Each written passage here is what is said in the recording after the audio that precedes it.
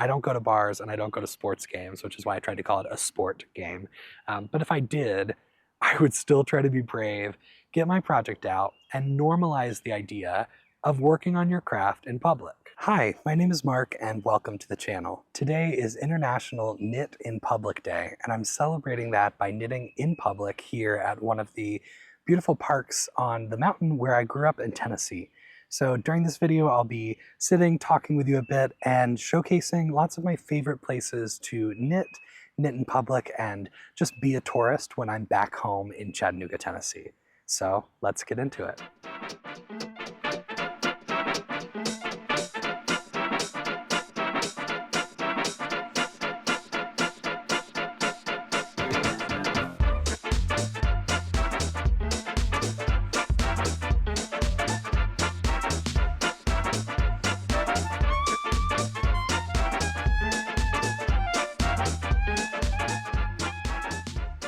I'm currently working on my Bee's Knees sweater, and this is by Thea Coleman of Baby Cocktails.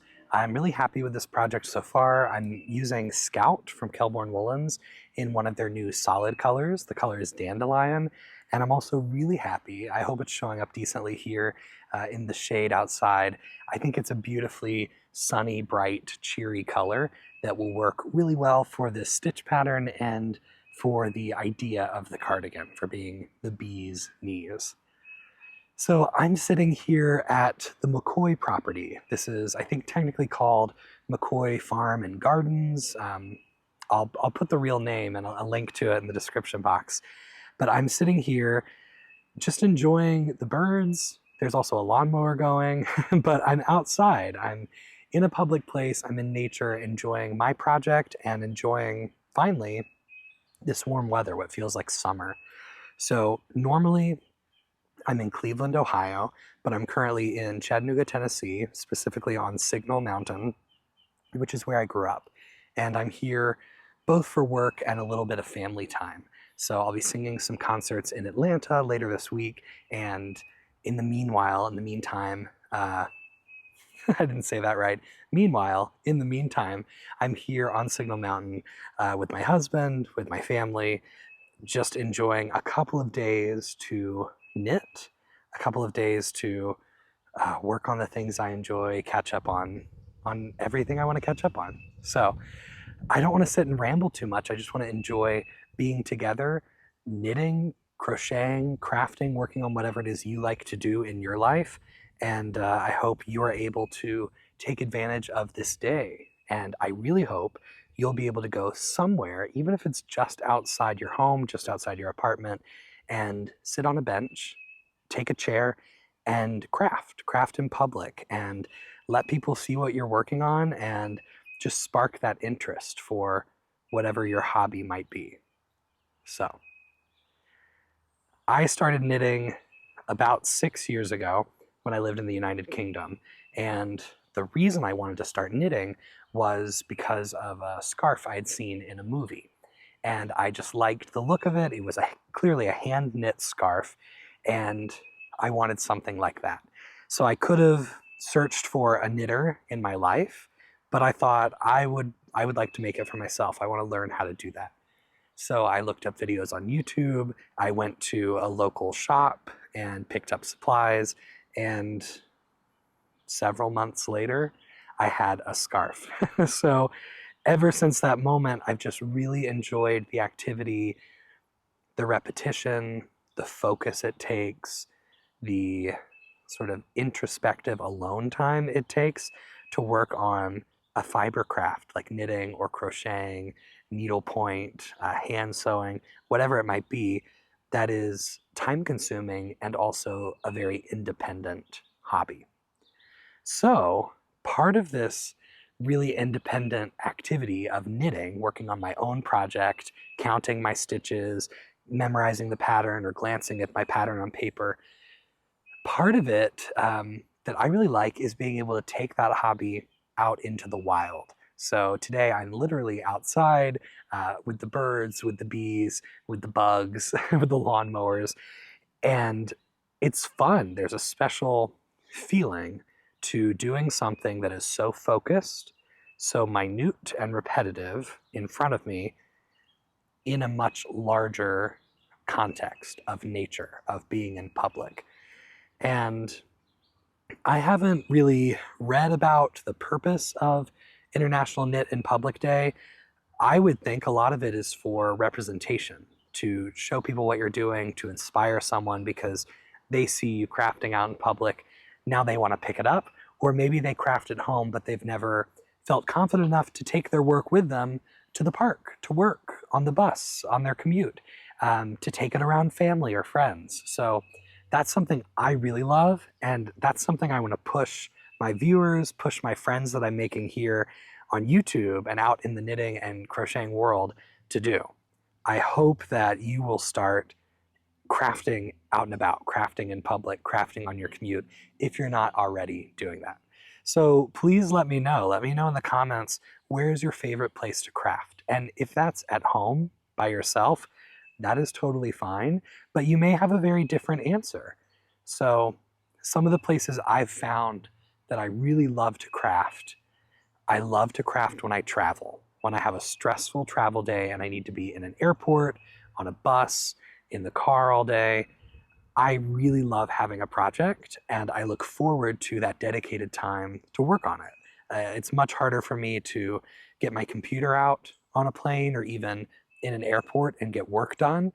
I reserve that time for a project. So sometimes it will be a project that's already in progress. Other times it will be a project that I'm just starting and I want to associate with that trip, with that experience. So that's one place I love to craft, a public place, is when I travel, when I'm in airports and on airplanes. Another place that I really love to craft, I love to craft before rehearsals. I'm a musician, and so I have rehearsals quite often. And I'll normally arrive to rehearsal early just for peace of mind. I'm not stressed, I'm not running late. I'm in the building, I have my music, I have my water, I'm ready to go. And then I get some time to craft.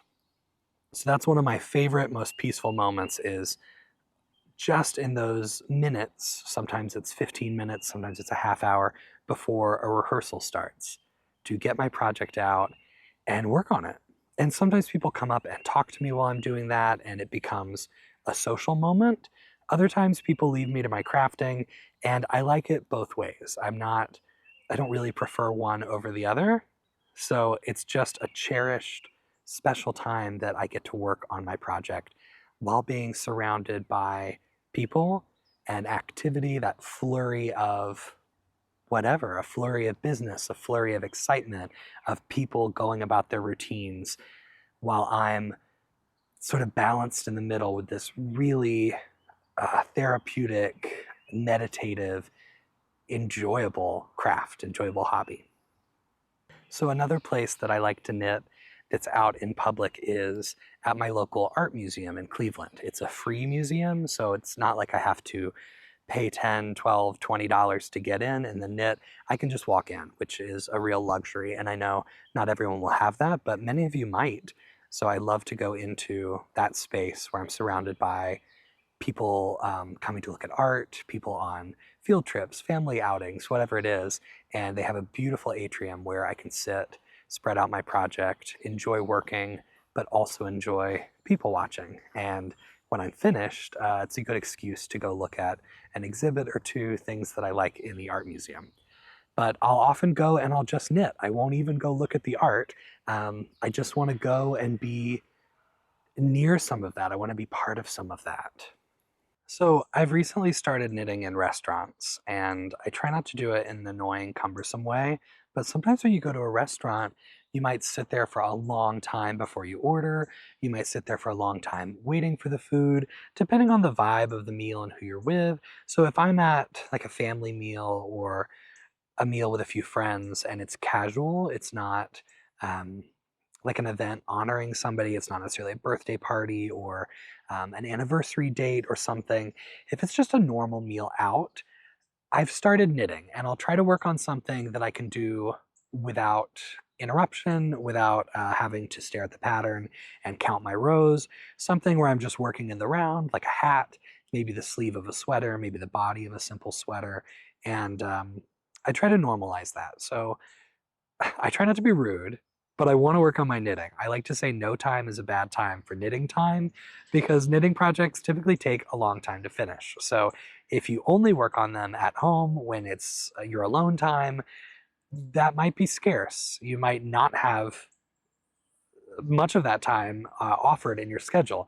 So I like to use time before a rehearsal, time traveling, time sometimes at a meal to do a little bit of knitting. So you may hate that. You may think I'm a big old monster for doing that. But again, I try not to do it in a rude way. I try not to do it in inappropriate situations. But I have started knitting at restaurants, inspired by a friend of mine.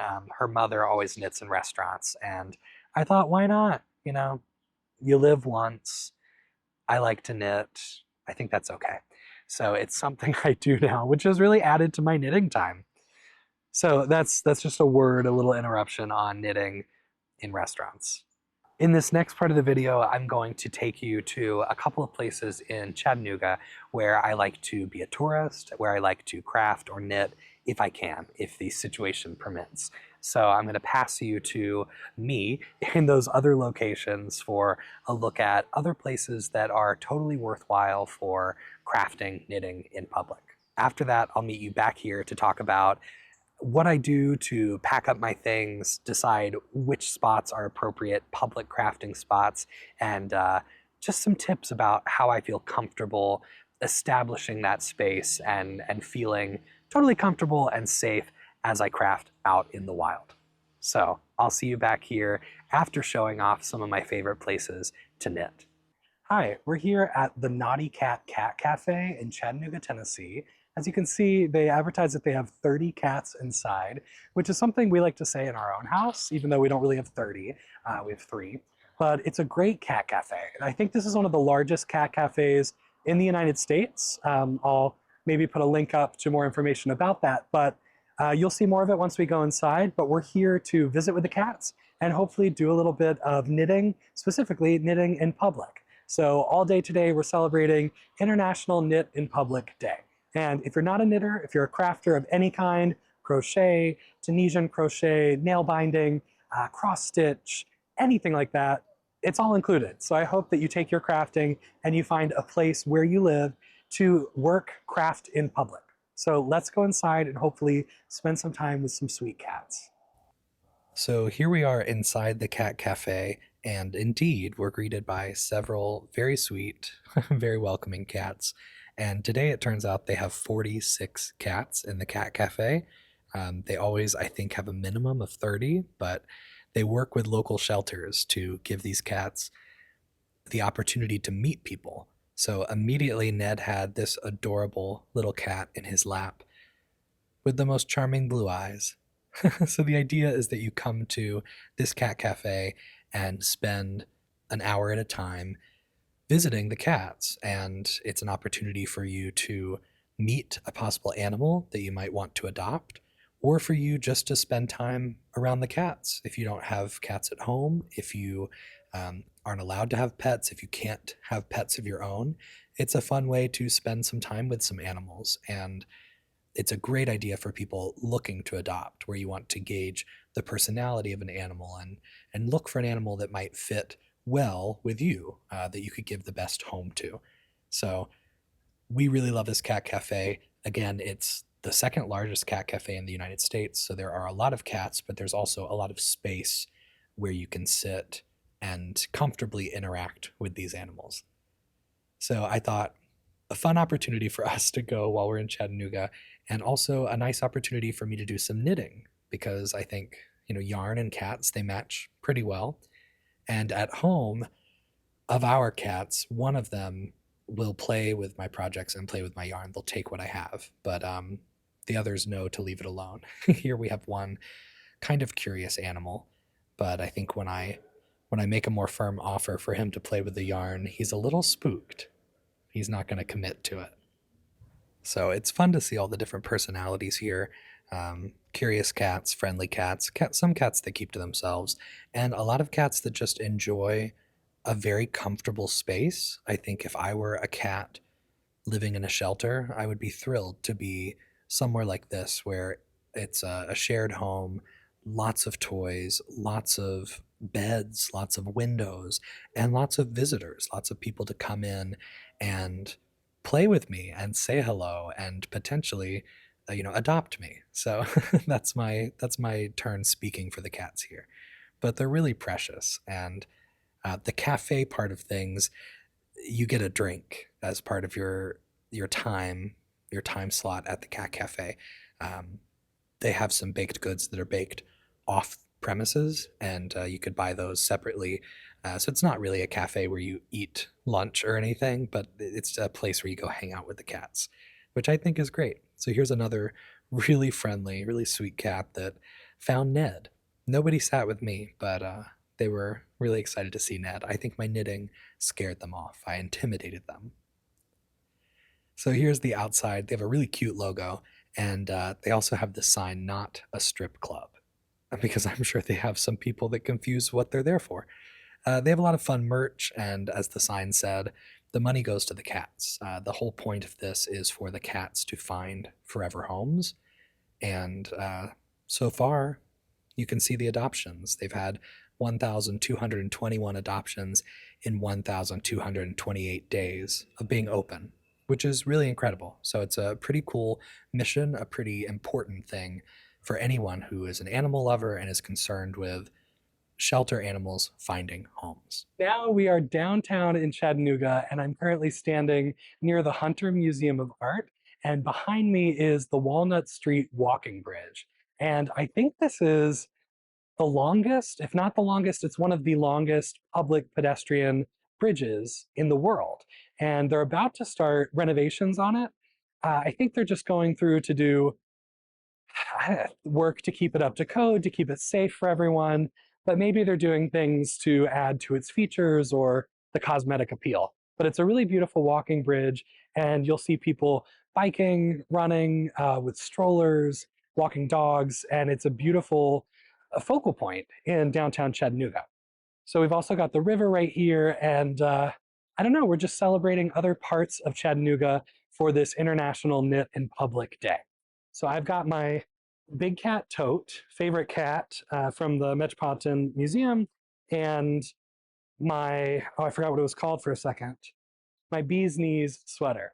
So I've made pretty good progress on this. It's been my project for the last week and a half now. I took it to the beach, and now I'm on a trip in Tennessee doing some concerts in Atlanta. So I've got this as my project of the trip. So here we are, just enjoying a little more of International Knit in Public Day. You could potentially be playing a drinking game along with me at home every time I say the name of this day wrong.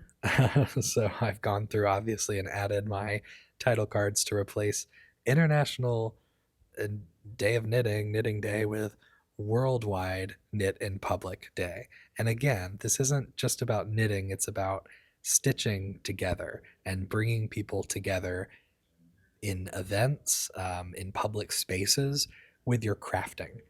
So if you don't already craft out in the world, I hope you'll start. I hope you live in a place where you feel like you have the ability to do that. So um, it's fun. Sometimes I feel a little bit like a loser, but normally I make friends or people compliment me on what I'm doing.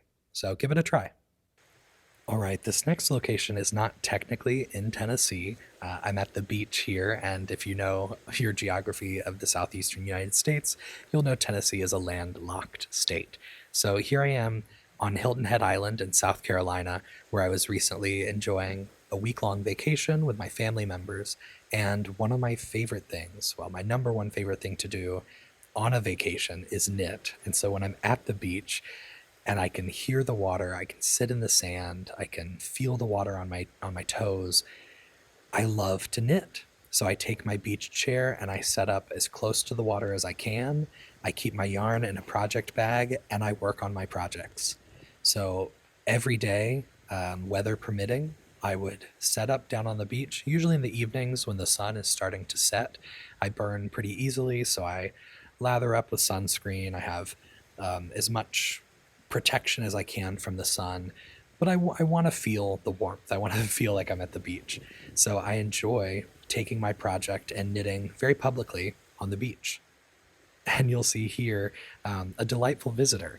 So I get a lot of people that stop and talk to me about what I'm working on, um, why I'm working on it, and sometimes I get to meet adorable friends like this dog, this little cloud enjoying his time on the beach. So, all the more reason to work on your project in public, to set up in a place where you can discover others who enjoy the same things as you, or you can prompt conversations and potential friendships through what you like to do. So, again, not in Tennessee, but a place that I really love to knit in public. I really hope that my microphone is doing a good enough job of canceling out the lawnmower sounds.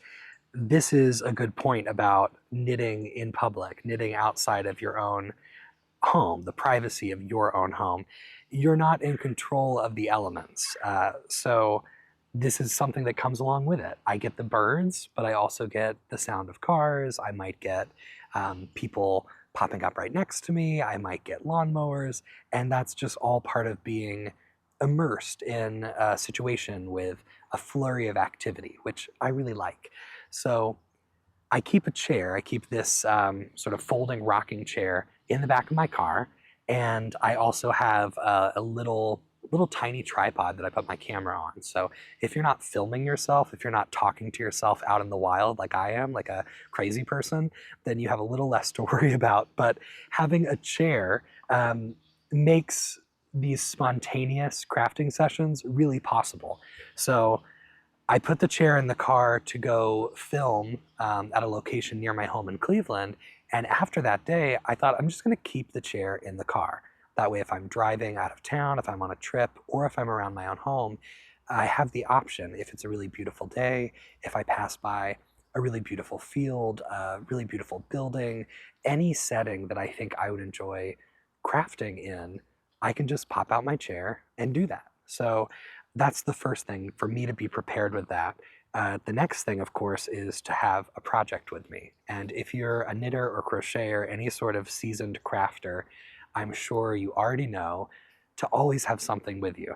I hear of people that keep a sock project in the glove compartment of their car just in case something happens. If you get a flat tire, if somebody you know gets hurt and you need to visit them and wait with them in the hospital, if you get into crazy traffic and you have to turn the car off and sit on the interstate for an hour. I mean, who knows what might happen in your life that causes a delay or a sudden gift of time.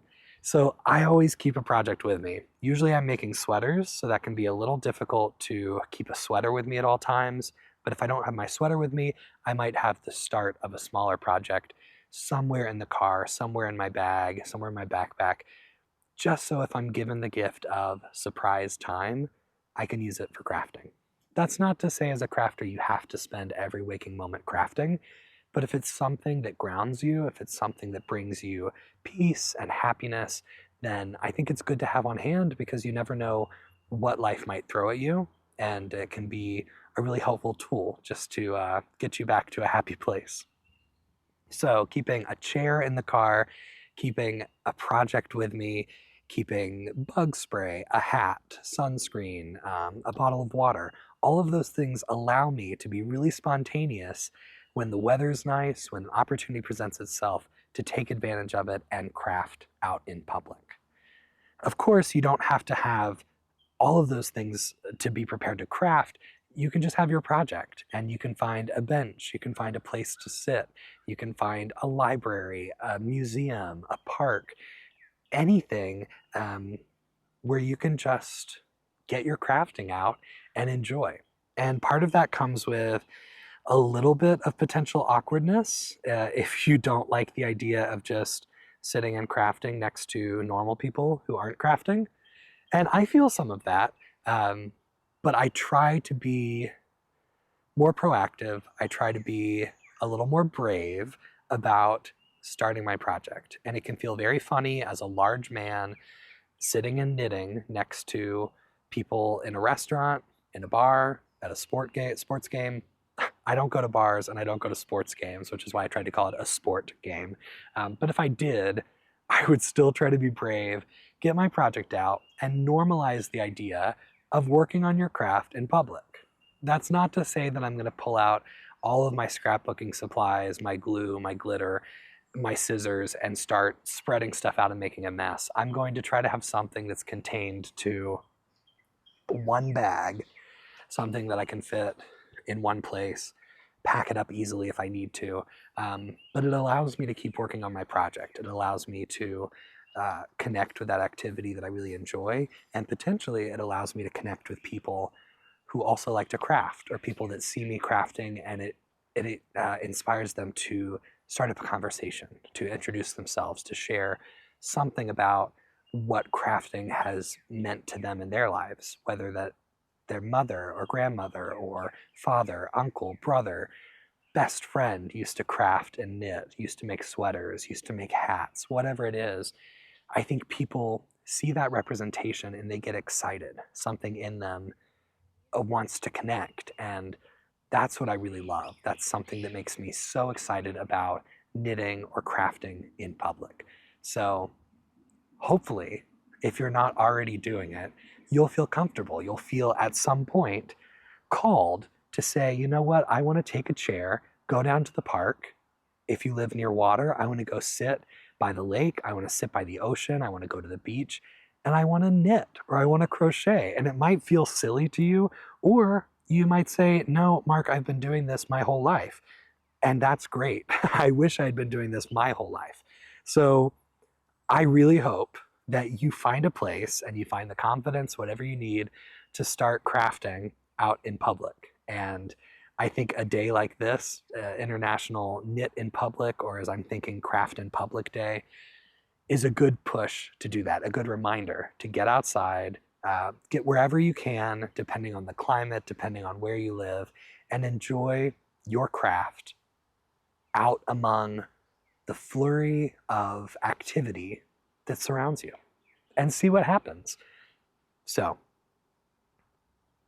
that's that.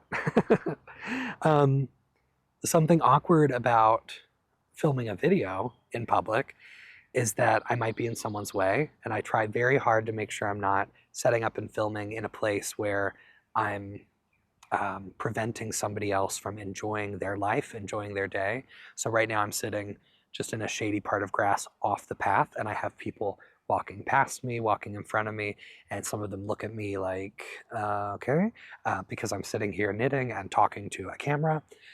Others might look at me and think, oh, look at that man knitting. I knit too. Or, oh, I had a best friend that knit. So you never know what someone's going to think. You never know what somebody's going to say. And potentially, depending on where you are in the world, you might face some dumb people who have something dumb to say about you crafting in public. I had somebody comment on a video I posted last week about flying, knitting on a plane, what you can take on a plane when you're crafting.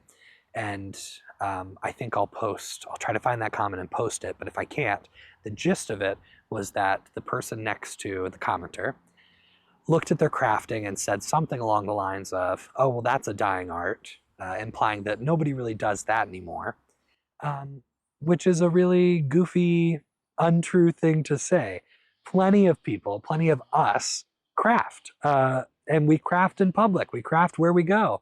And it's a big part of our lives, a big part of what we like to do, and for some of us, a big part of who we are. So you might get some dumb comments. You might get people who don't understand what you're doing or why you're doing it. Or worse, you might get some people that are just trying to be ugly and trying to unload some of that unhappiness in themselves. So I hope that you don't face those situations. I hope that you face a community that is intrigued by what you're doing, and a community of people that are excited to see what you're doing. So let me know in the comments. Hopefully you haven't had bad situations, or if you have, hopefully it's happened once or twice in your life and you can move past it. But let me know. Let me know in the comments what your side of this is, and if you're somebody who likes to craft out in the wild, or if you're somebody who's a little shy to do that, or if you've just never thought to. So let me know. I hope you've been able to sit with me during part of this video and work on whatever your project might be. And I really hope to see you again in a future video. I hope to see you out in public working on your craft. I hope I run into you. So thanks for being here. If you're new to the channel, I'd really appreciate you taking the time to subscribe, like the video, leave a comment, interact in some way so that I know you're here. And I'm also over on Patreon now, so if that's a way that you want to support the channel or that you're able to support the channel, I would be so grateful. So thank you for all of you who are already here. You're already subscribed. You're already supporting me in so many ways. I'm so happy to be part of your community, and I'm really happy to have gained you in my community. So thanks for being here. Thanks for crafting with me. Happy knitting, happy crocheting, happy crafting to you. And hopefully I'll see you in the next one. Bye.